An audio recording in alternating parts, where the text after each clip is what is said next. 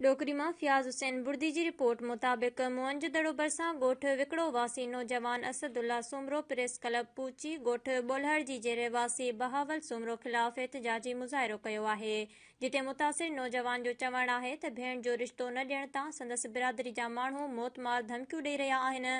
संदन जान खे ख़तरो आहे। तहफ़ुज़ ॾिनो वञे।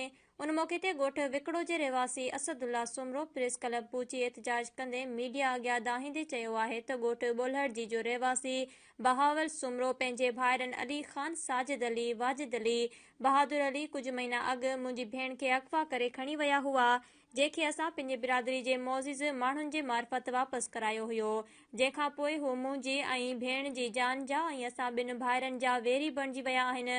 हर रोज़ मौतमार धमकियूं ॾेई रहिया आहिनि, जंहिंजा सबूत असां वटि मौजूदु आहिनि। हुन वधीक चयो त मां हिन मीडिया जे नुमाइंदनि ज़रिए DIG ऐं SSP लाड़काणो समेत चीफ जस्टिस ऑफ पाकिस्तान ऐं DSP डोकरी खे अपील कयां थो त असांखे मौतमार धमकियूं ॾींदड़ समूरनि भाइरनि ख़िलाफ़ कार्रवाई करे उन्हनि खे गिरफ़्तार कयो वञे।